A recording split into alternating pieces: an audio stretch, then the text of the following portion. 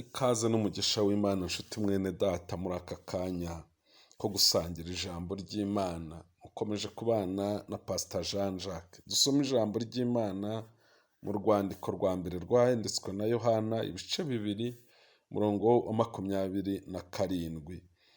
Kuko gusigwa mwasizwe nawe kuguma muri mwe aricyo gituma mutagomba umuntu wo kubigisha, kandi nk'uko uko gusigwa kwe kubigisha byose kukaba ari uk'ukuri atari ibinyoma, kandi nk'uko kwabigishije muba ariko muguma muri we. Amen. Nk'uko twabibonye mu ijambo ry'Imana twasomye, ntabwo Yesu yari azi icyo agomba gukora gusa, ahubwo Yesu yari azi adashidikanya ko yasizwe, aricyo cyatumaga avuga ngo umwuka w'Uwiteka ari kuri jye, yansigiye, agakomeza icyo agomba gukora. Aha niho hari ikibazo wakwibaza ngo umwuka w'Uwiteka ari kuri jye, narasizwe. Nifuje rero ko muri aka kanya tureba agaciro k'uwasizwe.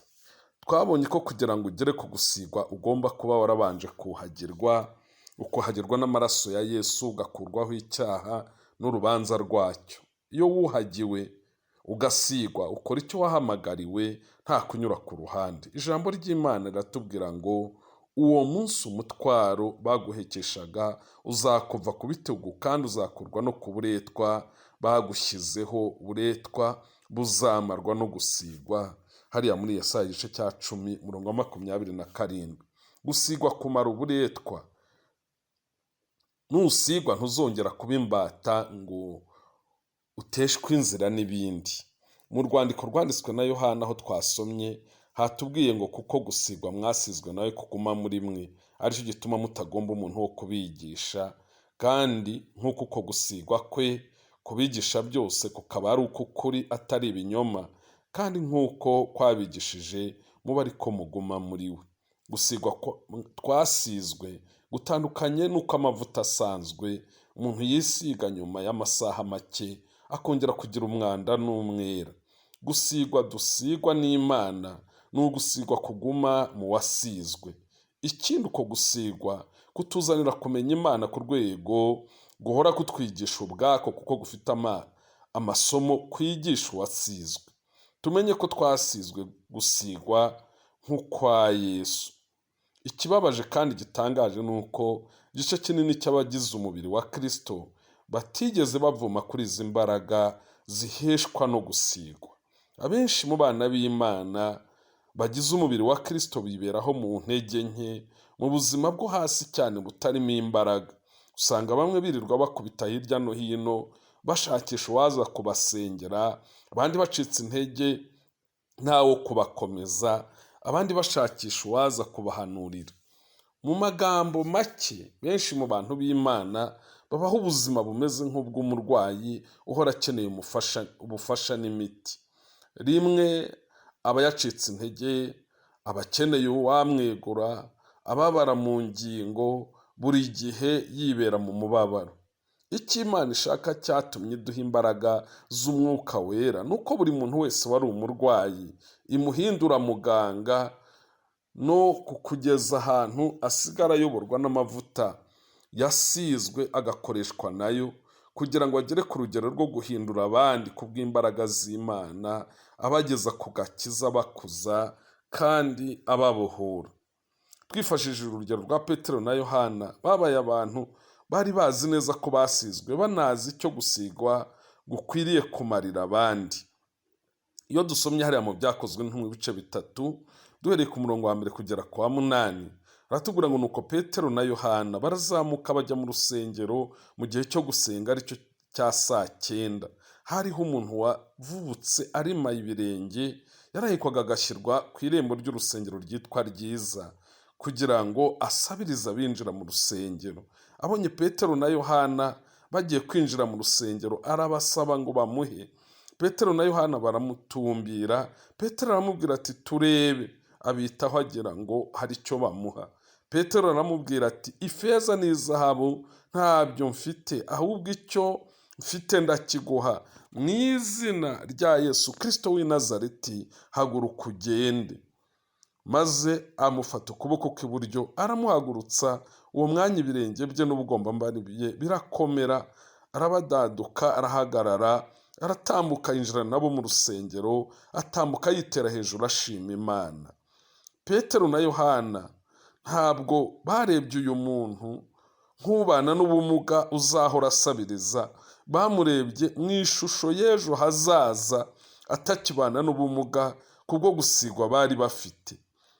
Gusigwa kuzana kubona hirya y'ibyo ubasha kureba.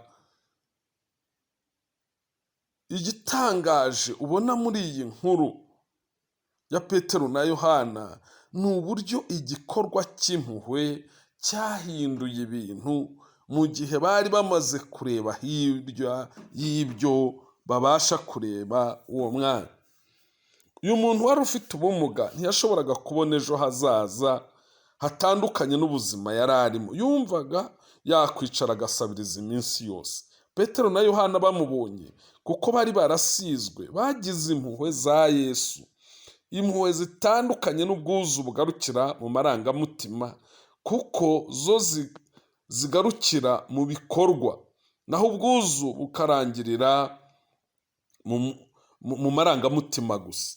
Igikorwa cy'impuhwe gisiga ibintu bihindutse. Urugero twatanga ni urugero Yesu yavuze rw'umusamariya w'umunyampuhwe. Yacumbitse ibyo yaragiyemo, aterura wa wundi wakubiswa agatabwa ku nzira ari hafi yo gupfa, amwomora inguma, amushyira ku ndogobe, amujyana kwa muganga, aramwishyurira kugeza akize. Hariya muri Luka igice cya 10 uhereye ku murongo wa 25 kugera kwa 37. Petero na Yohana nabo babonye uyu muntu uteye impuhwe, bareba ejo hazaza he, bafatwa n'impuhwe, baramubwira ngo dutumbire, kuko bari bazi ko badafite impuhwe gusa, ahubwo ko bafite no gusigwa kwibitsemo ubushobozi buhindura ibintu mu buzima bw'umuntu. Ni icyifuzo ko tumenya ubwinshi bw'imbaraga Imana yaduhereye mu gusigwa nk'itorero. Tugendana na wa mwuka umwe wari muri Kristo Yesu, atuye muri twe. Za mbaraga zazuye Yesu mu bapfuye nizo mbaraga yaduhaye. Ubutware bw'Imana bwo gukora ibitangaza bubitswe muri twe. Ubwoba bukomeye bwa Satani ni uko tumenya abo turi bo, n'ibyo dufite, ndetse n'ibyo tubasha gukora, kuko azi yuko yaba ntaho asigaranye ibi tubimenye. Petero na Yohana bari bazi badashidikanya ko ubwo bushobozi budasanzwe bubatuyemo, nubwo nta wundi bari barahagurukije ubana n'ubumuga. Bari bazi kandi ko ubwo bushobozi babasha kubwohereza mu wundi muntu ngo bumubohore. Niyo mpamvu bavuze ngo ifeza n'izahabu ntabyo dufite, ariko icyo dufite, bari bazi ko hari ikintu bafite. Petero na Yohana bari bazi neza ko bafite imbaraga zidasanzwe muri bo, niyo mpamvu bavuga ngo icyo dufite turakigwa. Petero amufata ukuboko aramuhagurutsa. Aha Petero na Yohana bari bamusohoye mu mateka ye, bamwinjiza muri ejo hazaza he, bamuhagurukije mu byamuciraga urubanza, mu isoni ze, mu ntege nke ze, mu kumusohora mu bikomere bye. Petero na Yohana bamuhagurukije bamukuye mu gutsikamirwa, bamuzamura mu bwuzure, bamuzamura mu byishimo. Muri ako kanya ubugombambari n'ibirenge bye birakomera. Ese bwari ubushake bw'Imana gukiza uyu muntu? Ese kuki atari yarakize mbere? Nuko nta muntu wamunyuzeho ufite kwimenyaho ko afite ubushobozi bwo guhindura ibibazo yari arimo. Tumenye ko turi ibitembo by'imbaraga z'Imana. N'uyu munsi biri mu bushake bw'Imana gukiza abarwayi, kubohora abatsikamiwe, guca iminyururu y'ababoshywe. Ariko nubwo ari ubushake bw'Imana, kandi nubwo tuzi ko Yesu yishyuye byose, tukaba tunazi ko imbaraga z'Imana zihari, nta kintu na kimwe kizakoreka kugeza igihe tuzamenya ko dutunze imbaraga z'Imana, tukaba n'ibitembo bizigeza ku bandi. hari abantu bameze nk'uyu wabanaga n'ubumuga batuzengurutse uyu munsi.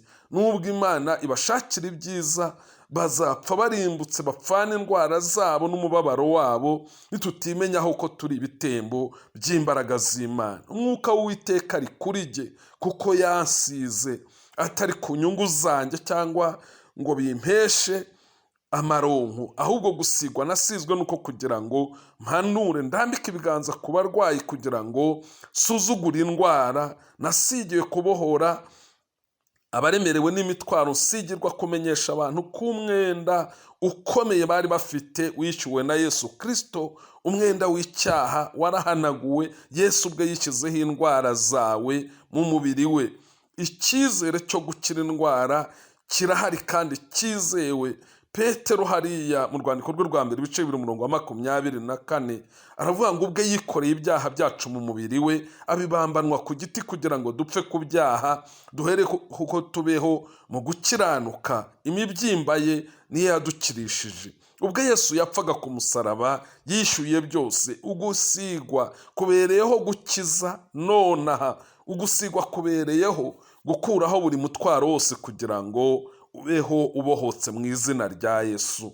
Hariya mu Bakorinto ba 2 ibice 3:17 haratubwira ngo nuko rero umwami niwe mwuka, kandi aho umwuka w'umwami ari niho haba umudendezo. Umwuka w'Imana arahari, kandi ikitumenyesha ko ahari nuko gusigwa kuri jye no kuri wowe. Niyo mpamvu dukwiye gukora icyo twasigiwe. Nshuti mwene data, uwasizwe agomba kubyiyumvamo kugira ngo gusigwa kumuheshe kuba igitembo cy'imbaraga z'Imana zikora imirimo ku bakeneye ubutabazi bwa Yesu Kristo.